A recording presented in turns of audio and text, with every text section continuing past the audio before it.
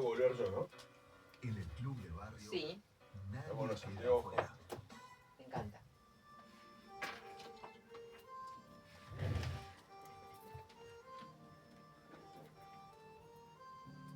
¿Vamos? Pará que borro un par de cosas de acá que tengo de todo.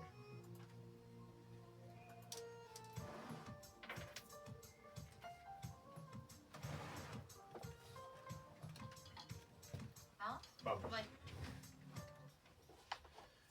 Bueno, acá estamos de vuelta. Y habíamos dicho que teníamos que hoy teníamos un programa que era un poco. En algunas cosas era de entre casa, en algunas cosas era toda con gente cercana, querida, con quien tenemos un contacto diario. Y nada, de que de repente terminas descubriendo que tienen una vida intensa, artística, que bueno, que hay un montón de cosas para hacer y decir. Es un medio raro es un medio raro la radio, es un medio que acumula gente, ¿no? Que junta gente de diferentes lugares, y bueno, en el que te encontrás personajes como Matías D'Angelo. Y estamos con él, estamos con Matías D'Angelo. Matías es parte del servicio de noticias de la radio, es un queridísimo compañero nuestro de todos los días, con el que tenemos un contacto directo aparte, tenemos un contacto directo, pero es escritor argentino, es un escritor, ha escrito fantasía, sí, yo diría que ciencia ficción, romance, con un fuerte foco en historias LGBT+, bueno, con un montón de cosas para hablar, con todo un mundo para mostrar y para recorrer, que me parece que vale de verdad la pena. Hay un montón de cosas en el análisis de tu personaje, Matías, que me parece que son de enorme utilidad para todos. De todo, desde el inicio, desde tu rol como periodista, como parte del servicio informativo en una radio, a tu función a tu rol como escritor, a tu conocimiento y tu trabajo en el mundo de la autopublicación, que es un mundo al que yo recién apenas empiezo a asomarme, que ahí está lleno, en la ciudad hay una cantidad de gente impresionante, de gente que escribe, que se organiza para publica, que se organiza para la distribución, que busca mercados, que piensa sus productos de manera artística, pero también también como producto de mercado. Hay un montón de cosas interesantísimas para desarrollar a lo largo de esta hora, y bueno, y tu obra que para mí, bueno, dice un montón de cosas y abre un montón de temas, y a mí me abre un montón de preguntas y de cuestiones para analizar. Así que, Matías, tenemos por delante unos 40 minutitos, unos 3 cuartitos de hora que me parece que van a estar buenos. ¿Qué tal, chicos? ¿Cómo están? Hola, Tanto Mati. tiempo, porque ¡Qué lindo! nos escuchamos en el panorama recién. Sí, Gracias por invitarme acá. aparte sin el pelado a Greta de pena en el medio. No, que me está haciendo el aguante ahí escribiendo lo que debería estar haciendo yo. Claro. Lo queremos entonces. Sí. Ay, Mati, qué magia la tuya. Yo llegué hasta acá. Tengo a mi lado, en mi izquierda, todos sus libros, que son preciosos además. Seguí leyendo y conociendo. Y estos dos últimos aquí, en tu mundo, que es maravilloso. Gracias por la presentación también, Emi. Se nota que hiciste tu tarea. Me estudia el ¿Viste? chico. Eso, muy responsable. En este club lo somos. Y no sé cómo empezar. Es horrible hablar de uno mismo. Es un Bueno, espanto. pero es una cosa Arranca necesaria. no, pero No, desde lo que yo conocía. Podemos hablar un ratito de periodismo, vamos a hablar un poquito de cómo fuiste arrancando, y después sí, obviamente vamos a llegar a tu obra. Me parece que a mí me parece que es el centro de todo lo que vamos a hablar. Pero bueno, empezaste a laburar, sos periodista, me olvidé de qué te recibiste, porque lo tengo acá abierto. Soy licenciado en Comunicación Social de La Plata. Universidad de La Plata. Pero el título que más amo es el de locutor. En el ISER. Estudié en el ISER, y bueno, es lo que siempre quise hacer, pero todos me decían que estudiara un título universitario, y bueno, di un par de vueltas, pero ahora tengo los dos títulos. Y el título en Comunicación Social, no, pero hay algo en tu trabajo que tiene que, evidentemente, que tiene que ver con lo social, con lo que con la comunicación social. Es fuerte, hay una Sí, influencia fuerte en tu sí, laburo, totalmente. A mí la carrera de comunicación me dio una formación muy importante en sociología, psicología, historia y un montón de áreas de las ciencias sociales para mí son fundamentales para escribir. Yo por ahí venía más del lado de naturales, iba a ser biólogo marino, pero bueno, algo pasó en el camino y en la ¿Ibas a ser adolescencia. biólogo marino? Sí, quería hacer eso. Eso, Qué lindo. psicólogo. Mirá, No sabía muy bien. hoy estamos hablando con los biólogos marinos para que vengan los pibes que van a ir a hacer la expedición ahí, la continuación de la expedición al Ujú. talud. Es hermoso lo que hacen. Continental es impresionante. A mí me replanteé toda mi vida ¿Sí? cuando vi el stream, sí. ¿Viste? Dijiste, che, qué lástima. Bueno, Y sí, sí, pero bueno. son elecciones. Son elecciones, sin En duda. algún mundo paralelo hay otro Matías que Que estudió está. eso. Bueno, eso Que es biólogo, claro. Son las mismas carreras que quise hacer yo. Ay, mira. Psicología llegué a cursar 3 años, pero bueno, quería ser oceanógrafo en ese Es momento. hermoso eso. Sí. Amadeo quiere hacer. Me encanta. Quiere hacer Me parece oceanografía, espectacular. también le dijo lo mismo, biología marina, biólogo marino. Es algo que evidentemente en algún momento de la vida, bueno, tiene que ver con la búsqueda en las profundidades también. Claro. ¿No? Y me parece que vos sos un gran buscador en las profundidades. Toda tu obra está impregnada de eso, de bucear, de ir para abajo y bucear. Fuerte. Sí, que es lo que me salió. A veces, qué sé yo, uno piensa en cómo llegó hasta cierto punto y bueno, principalmente a mí me ayudó mucho tratar de ser fiel a mí mismo y lo que yo quería hacer. Entonces a veces iba a talleres literarios en esta búsqueda de lo que era querer ser escritor y me aburría de las clases que me daban. Y por ahí buscaba más especializados, ¿no? Talleres que hablaran de terror o de fantasía y bueno, iba viendo otros autores que me fascinaban mucho como Lovecraft. Bueno, Horacio Quiroga lo había visto en el secundario, pero digamos, empecé como a conocer más textos de él. Más allá de Borges y Cortázar, que son como básicos en la fantasía, empecé como a ver cosas más que tenían que ver con el terror. Bueno, Drácula es una de mis novelas favoritas. Frankenstein también me gusta, ahora quiero ver la serie, a ver qué onda. Pero bueno, esas cosas me encantaban y siempre de algún modo me sentí cómodo en la fantasía o en la ciencia ficción. Desde chico era lo que leía, eran los dibujitos que miraba, las películas que veía también, entonces de ahí me iba a jugar y flasheaba un montón de cosas. Y eso que fue quedando ahí hasta que en algún momento dije, che, si escribo esto, cuando yo era más adolescente, yo no jugaba, ¿no? Pero digo, si escribo esto en base a lo que jugué y fue saliendo. Era lo que escribís tiene que ver con lo que jugabas, tiene que ver con tu fantasía, con tus Sí. fantasías de niño. Sí. Impresionante. Y tiene que ver con, bueno, sí, tiene que ver con, la fantasía, el mundo de lo fantástico es una maravillosa herramienta de sublimación. Es probablemente una de las herramientas más poderosas que tenemos para sublimar, ¿no? Para sacar cosas en la vida. Y en la medida que fuiste, estaba leyendo un poco algunos de los... Bueno, vamos directamente a la obra, nos metemos directamente en la obra. Después vamos a hablar un ratito de la autopublicación y vamos a hablar del camino que hace un tipo que quiere publicar, que tiene cosas para que siente que tiene cosas para escribir, que las escribe y que después tiene que llegar tiene que ponerlo en la calle de alguna manera, que tiene que ponerlo en la mano de alguien que lo lea, porque cuando uno escribe porque uno escribe para que lo lean, imagino. ¿No? En parte, sí. En parte. Yo creo que son momentos que vas atravesando.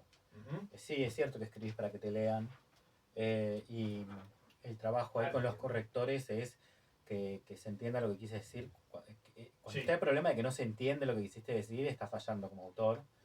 Está copado cuando escribiste algo y entienden otra cosa de lo que quisiste decir, pero algo recopado, que a veces pasa, pero en general lo que sucede es está esa dificultad y bueno, y a medida que te vas... Es tu código interno. Claro, a medida que te vas curtiendo y aprendiendo, vas logrando esa comunicación más fluida y que la gente entienda lo que quisiste decir, ¿no? Digamos, pero nunca tenés que cerrarte a esto de que, bueno, yo escribo y que nadie entienda lo que yo... Bueno, no, tu mensaje tiene que llegar de alguna manera, ¿no? Después está toda la parte personal, si querés, y hasta medio terapéutica de escribir porque lo siento y porque me hace bien. Y ahí trato de no pensar en cómo lo voy a publicar, de dónde voy a sacar la plata, si se va a vender o no. Arrancás con eso. Claro, arranco con eso pero tuve que aprender a hacer eso. Hay miles de presiones cuando entras en el ambiente de la publicación, de la autopublicación. Esto de que tiene que A ser un defen- éxito, A de que tiene defender que lo ser... tuyo, a defender lo que hiciste, de alguna manera. Sí, al momento de escribir en realidad yo lo que trato es de defender lo que tengo ganas de escribir en ese momento y lo que quiero decir. Ujú. Pero cuando vos entras en el ambiente de la publicación, podés empezar a preocuparte por si el libro se vende o por, ay, voy a hacer una obra que va a ser una revolución en el arte y te pones así como medio pretencioso, medio snob, Sí, y ahí puede pasar que no te entienda nadie o que te entiendan, pero que sí, te entiendo nada, al y cinco. quedás ahí. O realmente decir, bueno, publico esto porque lo siento, porque me pasa y trato de que le llegue a gente que está en la misma y eso está bueno porque te cruzas con gente que es afín a vos, ¿no? Ahí, ayer hablamos con Cayetano de eso. Cayetano. Hablábamos de los nichos, de que hoy vivimos en un mundo de cultura de nichos. Y esto es cada vez más así. Antes era casi, antes hablar de nicho era casi hablar de algo negativo, de algo malo. Es verdad. Hoy empieza a ser una cuestión de elección de público. Y empieza a ser una estrategia y empieza a ser algo valorado. Cuando vos identificás bien un nicho y sabés cómo manejarte adentro de él, empiezas a ser respetado por eso. Eso cambió muchísimo en los últimos años. Sí, es así. Aparte, por ejemplo, en una época decías, bueno, ¿quién va a leer ¿Quién va a leer esto? un libro sobre, qué sé yo, vampiros que vienen en platos voladores? Me está acordando de esta película, ¿cómo se llama? ¿Qué hizo este director? Ed Wood. Ed Wood. Ed Wood. No, pero digamos, tiene su público Ed Wood. Pero Sí, vos decís, claro. ¿quién va a leer un libro de vampiro que viene en platillos voladores y se comen a la gente y no sé cuánto? Que está mezclando ciencia ficción con esto. Bueno, no, sí, hay una literatura así, bueno, hay cine así. Siempre existió ahí sobre los márgenes, ¿no? Y bueno, y de algún modo, hoy que se consume un montón, o se busca que se consuma un montón, con esta cantidad de estímulos que tenemos, se abren esas posibilidades porque podés tener, digamos, yo un poco ahí te mandaba, ¿no? Los géneros que escribo, que a mí me costaba en su momento encuadrarlo, ¿no? Antes, en mi época, existía la ciencia ficción, la fantasía y el romance, y punto. Ahora tenés romance fantástico, romance paranormal fantástico, que es distinto, perdón, romance paranormal, que es distinto al fantástico, romance gótico, no sé qué, ciencia ficción LGBT.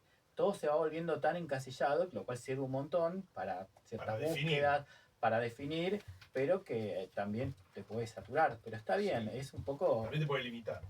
Totalmente, totalmente. Lo hablábamos, ¿sabes? Con un pibe divino que conocí hace unos años, que bueno, se fue el año pasado, que lo conocimos con Jaime también. Sí. Con Héctor Jacinto Gómez. Divino. Un gran escritor, un pibe que escribía muy bien, no publicó todo lo que se quedó, para mí era un pibe que se quedó sin publicar porque se fue, tenía por delante muchísimos, creo que Héctor debe haber publicado 4 o 5 libros, leí 2 de él, los 2 me encantaron, me parecieron excelentes, y se enojaba muchísimo. Héctor era gay, y se enojaba muchísimo porque le decían, pero esto es literatura gay. Y Héctor decía, ¿qué es la literatura gay? Se enojaba. Claro. ¿Qué sé yo qué es la literatura gay? Esto es literatura, se ponía loco. Pero al mismo tiempo, pero me parece que Héctor estaba parado en otro mundo.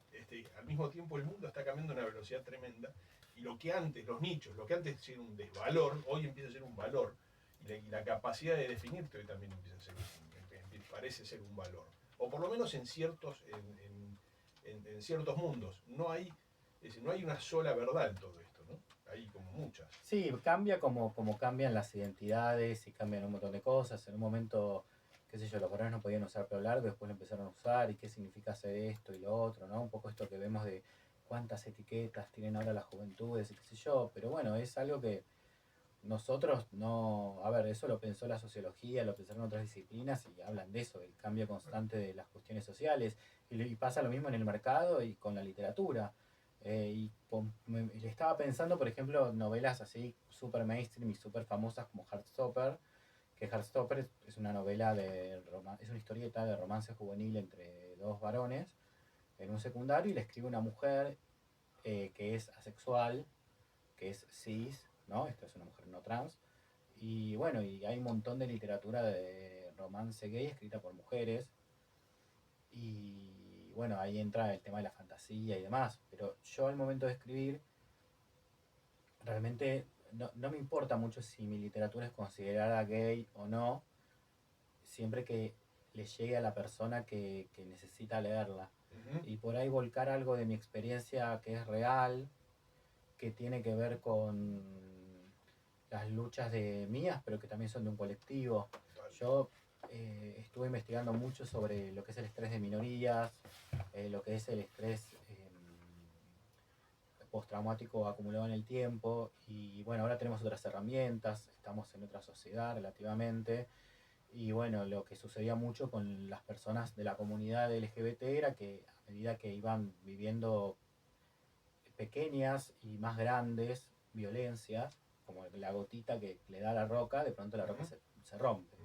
Eso generaba un montón de problemas de salud, de crisis, de suicidios y también de comportamientos y situaciones de riesgo, más que nada estando en una sociedad y una estructura social que te está oprimiendo, ¿no? Y poner un poco de eso, cómo soy, cómo fue, porque yo no soy solo yo, estoy los novios que tuve, están los novios que tuve, las personas, mis amigos, los referentes que tuve, que son de la comunidad y que vivieron en otras épocas.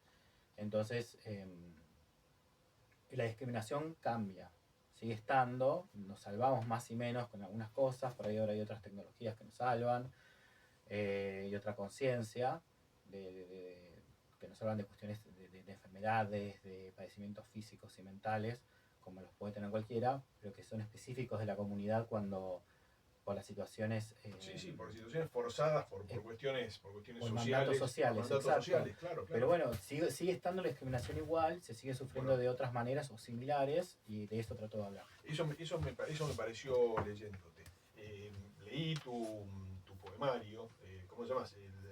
Self poético. Son dos. Self poético. Y el año del Yo oso. leí uno, entonces. Yo leí el año del oso. Yo leí el otro. Yo leí el primero entonces. Y estuve buscando, mira, hace poco leí una obra de Copy de mi tío, que nunca se representó. Es una obra que escribe él siendo adolescente, obviamente, Copy gay, para el que no lo sabe, gay en los años 60, un hombre del 39, y bueno, es una obra cruda en la que él, más que en ningún otro libro, y de manera muy explícita, vuelca la angustia y el dolor. De hecho, la pena de los personajes, la pena final, el castigo a la homosexualidad en esa historia es la muerte. El personaje homosexual muere, se suicida, no solo no muere. Era algo, y pensé, y leyendo el poemario, vi que hay muchas cosas que siguen, que están ahí todavía, como que en realidad ha cambiado la forma, que los dolores del personaje que escribe acá, que sos vos, la voz poética, la voz poética, habla de, nada, cayó y cayó, los labios se desatan, las voces gestan un coro en una lengua arcana, habla de una lengua arcana, algo oculto, las voces se desatan, la necesidad de desatar, son las quejas de mi alma, que lo único que pide es vivir la verdad. Las angustias bases, los quilombos que vive la voz de este personaje, son los mismos. Entonces, ¿qué pasa? Tanto cambió, tanto superamos, tan clara la tenemos hoy en este momento de nuestra historia, que nosotros tanto resolvimos las cosas. Me parece que no, porque te lo está cantando alguien, te lo están cantando de otra manera. Lo que surge es otra cosa. Pasa que la opresión se disfraza, ¿no? Claro. Todos entramos Se redondeó. Claro. Es menos ríspida, es menos puntiaguda, digamos, ¿no? Exacto, pero entra por otro lugar. ¿No? Y digo, y no me pasa a mí nada más. O sea, cada uno en su rol social está dentro de una especie de corset que te queda más o menos cómodo. Pero ¿qué pasa cuando lo que vos sos o lo que sentís se sale de ahí, y qué haces con eso? Entonces por ahí Somos Arcanos, que es la saga de fantasía juvenil, quizás hay algo como lo de Copy, porque yo la empecé a escribir en la adolescencia después la volví a reescribir y qué sé yo, hasta que la dejé guardada en un cajón mucho tiempo y la reescribí para publicarla, no sé, después de los 30, en una red social donde yo me hice una cuenta y empecé a subir mis historias para difundirlas, en una red social que se llama Wattpad, que es de lectoescritura. Y ahí subo el Arcanos 1, versión, qué sé yo, Matías adulto, Claro, sí, versión Matías 20.000. adulto. Y, Claro. y ahí gané el premio de la plataforma, el premio oficial, que era un premio que se llama Wattis, que se otorga todos los años a las mejores historias de la plataforma. Y bueno, lo gané y tuve un montón de seguidores y de lecturas. Y ahí me contacta la editorial, que es Vanadis, que es una editorial de Entre Ríos, y me dice, bueno, ¿querés que te publiquemos el libro? Y la verdad es que yo conocía a la editorial de Vanadis, porque la conocía a través de Wattpad también. Le tenía confianza y dije, bueno, dale. Y eso fue una linda experiencia. Y acá también tengo el libro 2. Y todo ese tema del el no pertenecer, el no ser, qué sé yo, acá estos chicos tienen el poder de transformarse, ¿no? Son adolescentes, los persiguen sueños, los persiguen visiones como de unas vidas pasadas fantásticas o en otros lugares, otras dimensiones. Y de pronto en algún momento se manifiestan sus poderes que los empiezan a envolver y a tomarlos y qué sé yo, primero disparo un rayo, disparo fuego y después ese fuego viene para mí y me recorre el brazo. ¿Y qué me aparece acá en el brazo? Bueno, me cambio de brazo y me aparece como un traje y va hasta mi espalda y me aparecen alas y después me aparecen cuernos y que soy un ángel, soy un demonio y Claro. sí, parece que soy una cosa, pero soy la otra y que son tan diferentes ambas cosas, ¿no? Y eso es un poco lo que ellos primero desde el sentido común empiezan a sacar deducciones, pero cuando se empiezan a adentrar en qué hay en otras dimensiones, qué son esos seres, los ángeles, los dioses y demás, bueno, ven que no es tan fácil ni tan dual. Bien. Es interesante. Yo estoy pensando esto, ¿no? Pero ellos se pueden esconder. Hay una generación, Sí. generación que quedó atrapada en una dimensión. Es decir, y me parece que vos estás planteando una cosa que bueno, que es romper justamente todas estas preguntas. Vos planteás, mucha figura masculina positiva en tu literatura. Hay una salida, hay un planteo de preguntas. No es el mensaje desesperado y angustiante de hace 40 años o de hace 60 años. Y eso se siente se ve muy claro, se ve muy fuerte. Eso es una elección consciente y también es un Bien. poco lo que me pasó al escribir. Tuvo otras versiones de la historia como más trágicas, pero al momento de que salió la verdad, en el momento en que digo, che, este personaje me parece que es bisexual, que es gay, que no sé qué, ya estamos hablando de la secuela, ¿no? Dije, bueno, ¿y cómo va a terminar esto? Entonces hice un par de cambios y la verdad es que hay cosas que yo no viví. No te puedo decir que mi generación es tan divina como los personajes que aparecen en Arcanos, que el personaje bi es re bueno y no es tóxico y qué sé yo. Yo las cosas que por ahí tenían que ver con mi época, bueno, yo acá las planteé con un trayecto heroico, ¿no? Que en vez de escaparnos y disfrazarnos y ocultarnos como los personajes pueden hacer, porque ellos tienen su forma arcana con las alas, con las escamas, con las espadas que pueden materializar, y su forma humana por la que van por la calle y nadie sabe que son ese héroe. Eso. Pero bueno, hay personajes que lo que dicen es, che, pará, yo con todas estas habilidades, con todo esto, tengo que esconderme, tengo que esconder lo que siento. Yo puedo pelear contra un monstruo, pero no puedo asumir que también me gustan los tipos, ¿no? Y esa cosa, ¿y qué me está diciendo el otro? ¿Me está diciendo que por esto soy menos macho o que soy peor? Y bueno, poder plantearse esas preguntas y respondértela. Decir, no, pará, vos podés, ¿no? No tenés que achicarte ante esto. Esto te construye, esto te diferencia, lo que quieras, te mejora, te hace particular, es tu verdad. Estamos hablando con Matías D'Angelo, locutor, periodista, escritor. Te quería preguntar, tu último poemario fue El año del oso. Sí. Contá qué es ser oso dentro del mundo LGBT. Bueno, básicamente es una comunidad, tiene un origen, si no recuerdo mal, en los 80 en Estados Unidos. Básicamente, de algún modo agrupa a los varones gays que se salen del estereotipo de los 90, esta idea qué sé yo, del flaquito de gimnasio y no sé cuánto. Bueno, son varones más gordos, viejos, barbudos, panzones, digamos, es como hacer una propuesta como contraria, pero que al fin y al cabo lo que busca resaltar es al tipo por ahí normal, ¿no? Al Normalidad, tipo promedio, totalmente, y se fue abriendo, y qué sé yo, hoy en el Club de Osos es una cuestión más como el espíritu que te reúne, no tiene que ver con que, bueno, no entran los flacos, no entran los que no tienen barba, qué sé yo, puede ser un oso sin barba porque la barba no te sale, pero sos grandote, puede ser un cazador porque te gustan los osos, puede ser un oso que te gustan los osos, ¿no? Y un montón de cosas más. O sea que pensaba, una de las cosas que pensaba leyendo el libro y cuando él empieza a hacer, todas estas clasificaciones, un gran amigo mío, uno de los tipos que más quiero, un tipo solidario, un tipo con el que he compartido mucha vida, en algún momento me empezó a explicar, homosexual, me empezó a hablar de las categorías. Tribus urbanas, claro. Yo digo, boludo, yo pensé que ustedes tenían más resuelto todo esto. Esto es un quilombo, ¿no? Sí. Porque yo pensaba que era, si no, 2, 3 cositas y listo, era nada más. Me dice, no.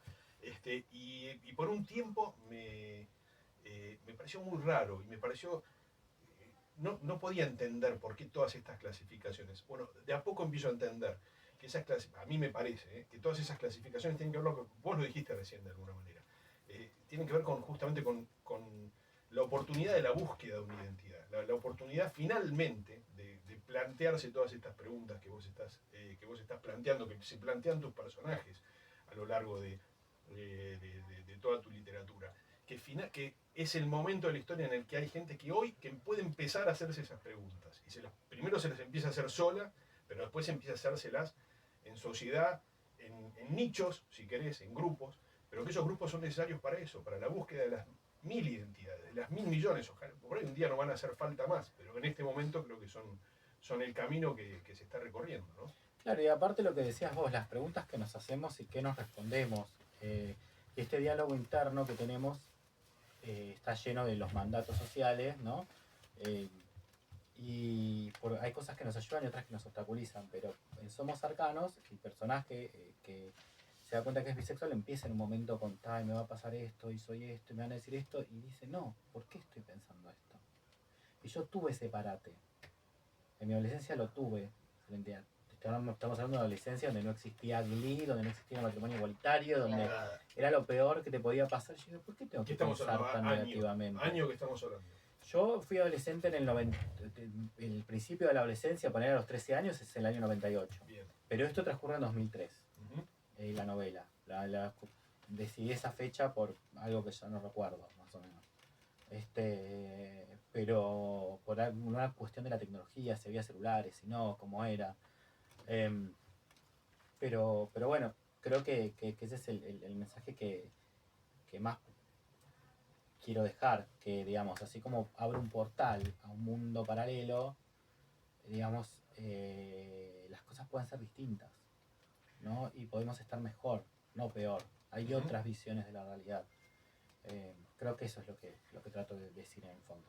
Matías, hace un rato decíamos, bueno, obviamente la literatura debería ser y es una, después las temáticas son variadas, pero dentro de los escritores y las escritoras que fueron gays o lesbianas, hay algunos que hicieron de ese tema el centro de su obra, estoy pensando en Carlos Correa, bueno, cualquier cantidad, y otros que no, como Puig, por ejemplo.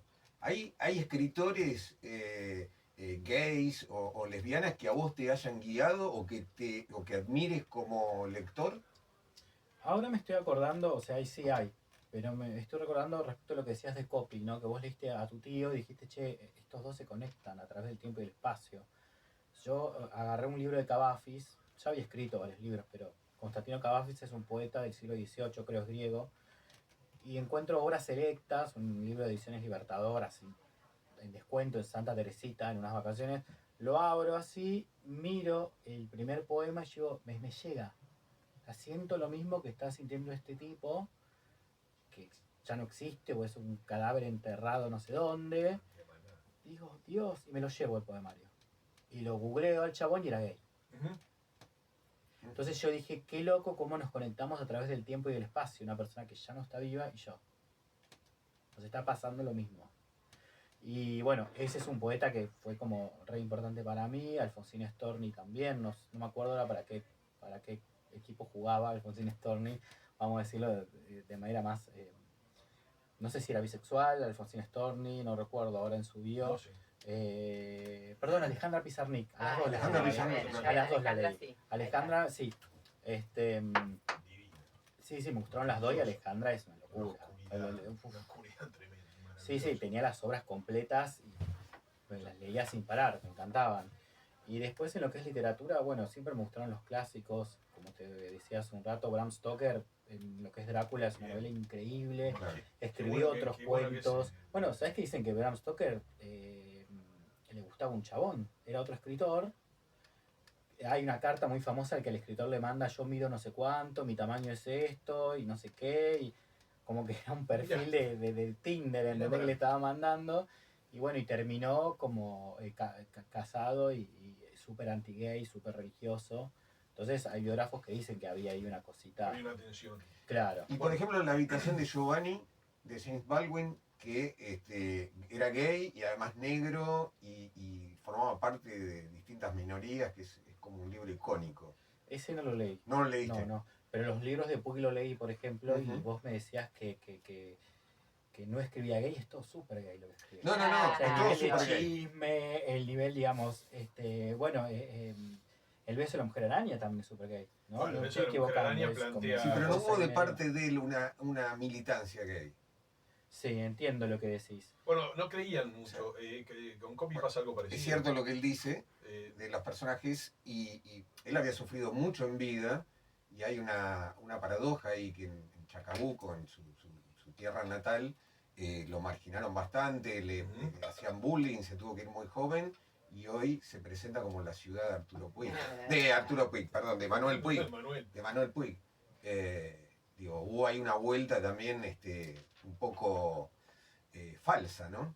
Sí, bueno, sí, esa hipocresía de reconocerlo, ¿no? Ahora, y bueno, sí, está bien que lo reconozcan, pero quiero decir, que estará, si existe su alma, que estará pensando en este momento, los odia a todos, no sé, misión infeliz, o no, claro, pero quizás lo que pasaba con los gays en esa época era que vos sobrevivías, y a veces para sobrevivir necesitabas estar lo más enclosetado posible, aunque Claro. fuera de cristal el closet, porque te salía una pluma hasta el último pelo de la cabeza, tenías que mantenerte así.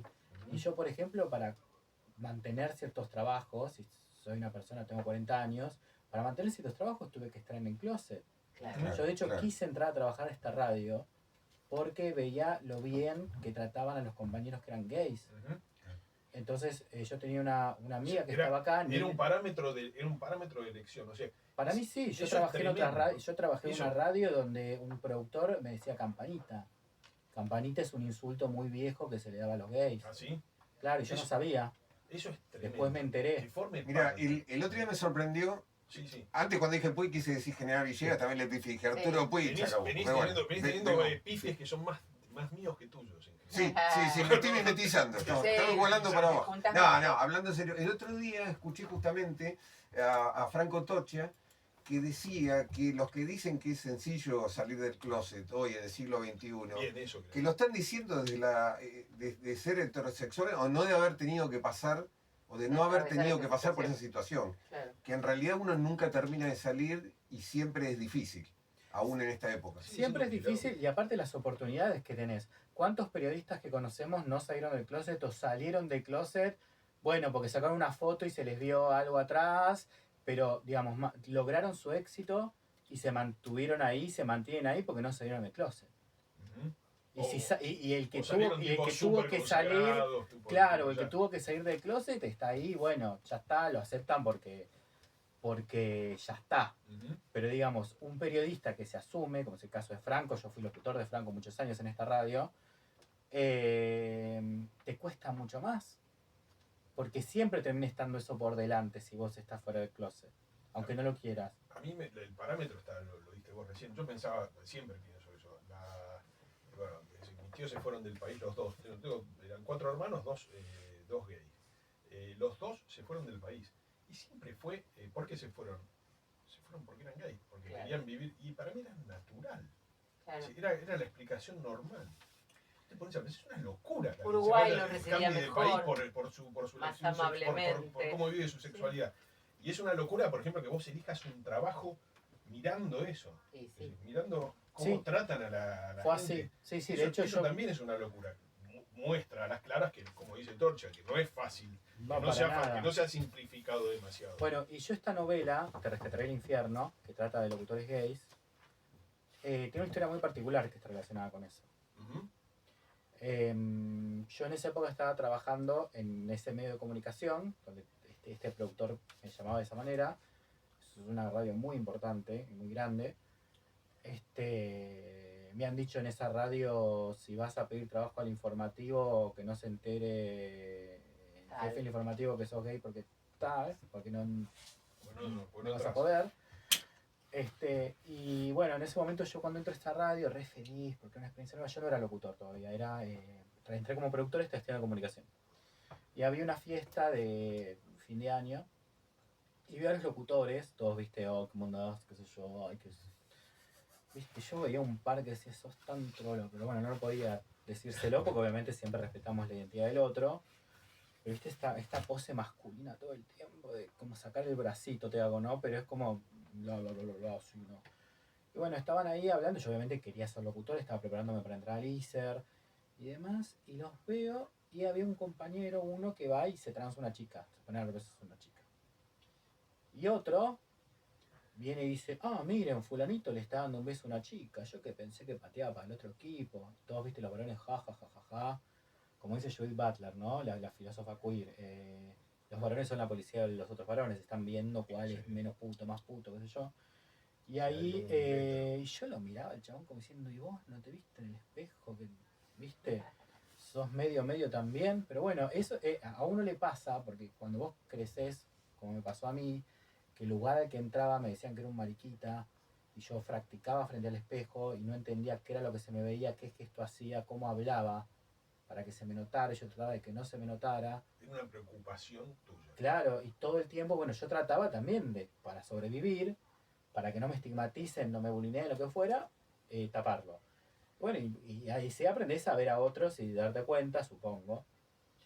Viste, yo ahí como que en este momento, viste, en que los vea todos estos locutores así, no digo que todos, digamos, no digo que todos fueran de la diversidad, pero yo sentí una vibra distinta, digo, están ahí, viste, todos riéndose, este otro chabón. Y me Ustedes voy. tienen un equipo de laburo muy lindo.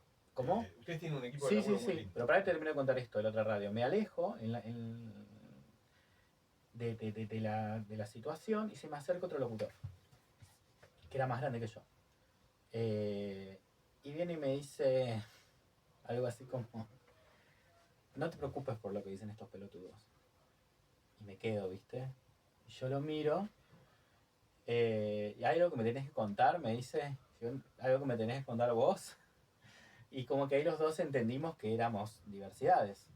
¿Entendés? Por ahí yo era gay, esta persona sería otra identidad, pero ahí me sentí como hermanado. Claro. Y ahí yo dije, bueno, me quedó esa semilla. Y miles de años después, 20 años después, cuando escribí este libro, más otras experiencias que tuve, como que lo hice también para hablar del amor, para hablar para despejar todo ese machismo y ese miedo que hay, y que si vos querés una persona, no importa si es de tu mismo género, no importa si es gordo, no importa si, qué sé yo, es viejo, o sea, digamos, vos podés querer a otra persona y te puede pasar en tu trabajo, en la facultad, y esas son experiencias que los gays no vivimos, en general, pero que cuando las vivimos aparecen o te movilizan a vos o movilizan al otro que por ahí no sabía que era bi o no sabía que era gay, o simplemente son movilizantes porque coincidís. Y bueno, y lo bueno es poder hacerlo con libertad, como por ahí yo tengo en esta radio. Esta radio yo, cuando entré, los operadores decían, ay, yo me llevaría re bien con un compañero gay. Ay, sí, si yo tuviera un compañero gay, Jorge Gómez hacía eso. Si yo tuviera un compañero gay, lo reaceptaría, no lo discriminaría todo para que yo dijeran, claro, todos sabían a través de Nina Aravena, que trabajó muchos años en locución acá, ahora está trabajando en un museo de la ciudad, pero bueno, todos me dieron una re buena bienvenida y eso está plasmado acá, digamos, ellos que son gays es algo secundario. Están, digamos, Es una historia, sí. ciertos obstáculos de la identidad en particular, pero es algo secundario. Como también lo es en Arcano, ¿no? Más allá del mensaje LGBT positivo que puedo dar, el mensaje es positivo para cualquier persona. Porque hoy te puede pasar por ser gay, pero mañana te puede pasar por cualquier otra cosa. Estamos O sea, hablando hay con algo- Matías D'Angelo, locutor, escritor, periodista. Matías, dentro de, tal vez de la idea errónea, equivocada, vos sos bonaerense, vos naciste en San Martín, Sí, estudiaste en La Plata también. Uno tiene la idea como porteño, y ahora vos un poco lo estás refrendando con lo de la radio, de que en Ciudad de Buenos Aires, en Cava, hay menos homofobia que en provincia de Buenos Aires. Sin embargo, vi que vos te has presentado en ferias de libros bonaerenses, que formás parte de una ONG también, sí. en tierras bonaerenses. Digo, es errónea esa idea de que es más fácil ser gay en Cava que en otros lugares, que en provincia, ponerle, o no. Yo supongo que depende del barrio, de la hora y de un montón de cuestiones. Pero, digamos, en San Martín, Bueno, pero, que es de perdona, donde yo fui soy, a la sí, Marcha sí, del Orgullo. ¿Se podría hacer en otro lugar que no Se fuera hace. Cava? Se hace en se otro hace, lugar. digamos, las marchas del orgullo se hacen en todo el país Ujú. Ajá. y en casi todas las localidades. En pequeños centros, en todos lados. Exacto, digamos, tiene que ver con la militancia que existe hace un montón de tiempo en esas zonas, que era como mucho más arriesgada hace un montón de tiempo y que con el avance de la democracia y de nuestros derechos se ha podido articular en un montón de personas que, bueno, en San Martín hay varias organizaciones, Patria Igualitaria es la organización de diversidad y disidencias donde yo colaboro como secretario de Cultura y ahí trabajan hace muchos años de la mano de la municipalidad tenemos un espacio de diversidad y disidencias donde personas que tienen problemas se pueden acercar, así como todas las actividades que hacemos para esto, ¿no? Y bueno, estamos organizando la sexta marcha, ¿es? Creo que es la sexta marcha del orgullo de San Martín. Y yo me volví loco cuando fui a la primera. O sea, no fui a la primera, debo haber ido a la quinta, a la cuarta, Claro, a la cuarta. claro. Y me volví loco porque estaba en mis calles donde no podía estar con un Claro. novio a 10 años atrás. Claro. ¿Entendés? De la mano o no, o caminando y no siendo muy evidentes. Eh, y sí, hay toda una movida en las provincias, en la costa, está Orgullo de la Costa, en Mar del Plata, está la Marcha Orgullo de Mar del Plata también, las organizaciones allá. Digamos, es un trabajo que se hace, creo que porque está la necesidad, ¿no? La necesidad de unirnos y protegernos frente a la discriminación. Pero Bueno, el arte ves, por salvador, ejemplo, vos ¿no? decís Mar del Plata. Mar del Plata Sí. es una ciudad ultraconservadora. He visto a pibes gays quejándose de que hay grupos nazis, de que pegan, de que le pegan a alguien porque lleva remera al Che Guevara, o porque es amanerado. Digo, está bueno que cuentes que ahí también hay movimientos, aún en territorios que son más hostiles, seguramente, que el centro de Buenos Aires. Sí, y es la manera de sobrevivir y protegerse. Por ahí antes, en la época de Copy, había que callarse, que disimular lo más posible. Y hoy, bueno, ante estas circunstancias que siguen pasando, esto de que nada, nadie nos discrimina y somos lo más, Sí. no tenemos ningún problema, es una mentira. No es cierto, siempre, claro. siempre pasó y sigue pasando. Y la única forma por ahí de resistir a eso es estando en red. Porque si te pasa Claro. algo, puedes pedirle ayuda a alguien. Que eso hoy es posible. Exacto. Y eso es una diferencia. Y bueno, y obviamente se está mejor partiendo de qué parámetro. La Revolución Libertadora fue particularmente agresiva y homofóbica. Y bueno, en la dictadura del 76, entre los parámetros que tenían para marcarte era tu homosexualidad. Es decir, Tal si cual. eras homosexual era un quilombo. Bueno, Entonces, también en la Cuba claro. de Fidel Castro era Claro. complicado, Bueno, muy por complicado eso. ser gay. Por Estar eso. viva fresa con Todos chocolate. nos odiaban, por eso, digamos. hoy- Claro, sí, digo. Hoy probablemente no tenés eso, pero eso no quiere decir que sea sencillo, ¿no? Tal Eso- cual, y creo que la tenés fantasía... tenés tu viaje, no, tampoco tan individual, la sociedad sigue siendo agresiva. No, totalmente, y aparte, digamos, tiene que ver con la... en mis historias, por ejemplo las de Arcanos, tratan mucho sobre el encontrar como tu propia familia, tu propio grupo de pertenencia, donde aprendés, donde te proteges, y creo que tiene que ver con esto que decís vos, ¿no? Encontrás gente que es como vos y con la que te podés apoyar y ahí resistir a estas Ujú. discriminaciones que siempre existen y siempre se van a ir reciclando de una manera u otra. Y siempre se van a ir reciclando. todo lo que te sale del ser humano, tanto el bien como el mal, encuentra siempre la manera alguna manera de seguir, existe en sí mismo y logra sobrevivir. Eso es terrible y maravilloso al mismo tiempo. Así es. En estos tiempos de Milei, los últimos 2 años, ¿hubo alguna cambio? ¿Percibieron algún cambio en cuanto a la intolerancia o la tolerancia? Yo no puedo hablar por mi colectivo, porque sería como darme una importancia que, digamos, no, me parece que para hablar de esto tiene que hablar alguien con una figura más importante de una ONG o alguien de la comunidad homosexual argentina o de la federación.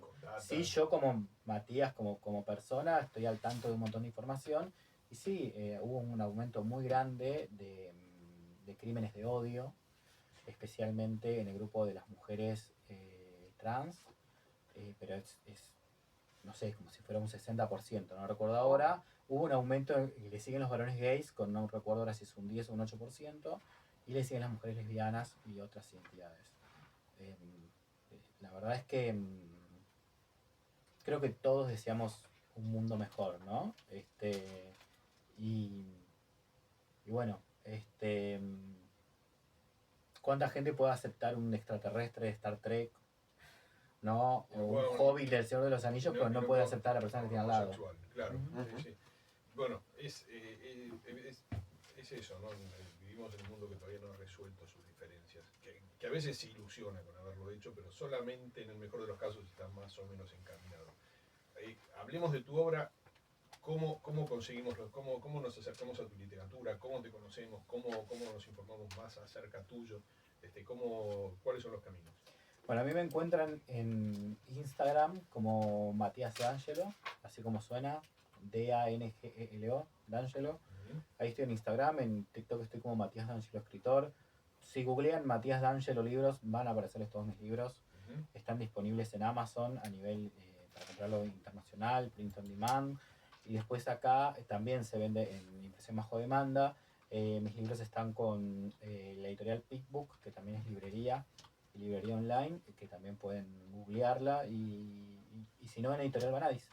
Bien. Y los libros de Arcanos. Uno fue bestseller en Amazon, ¿no? Te rescataré del infierno. Lo saqué en 2021. Y esta historia así de osos gays paranormales que veían fantasmas o que eran perseguidos por espíritus, sí, alcanzó los puestos de bestseller y bien. Fue muy lindo. Tomá para el nicho, para los que te hablan de los ¿viste? nichos. Es bien de nicho aparte, es bien de nicho, está bien definida, tal cual. Así que bueno, un poco cómo ha cambiado todo. Bueno, nos están diciendo que tenemos que irnos, pero Matías, gracias por este rato. No hablamos de autopublicación y bueno, nos quedará para otra oportunidad. Dale, cuando quieran. Pero me parece que surgió lo más importante, surgió lo más fuerte. Gracias en serio, es un placer tenerte acá y es un placer laburar con vos todos los días. Lo mismo digo, chicos, en serio. Seguimos con el programa. Buenísimo. Escúchame, no me había dado cuenta de la hora. No, boludo, yo sabía.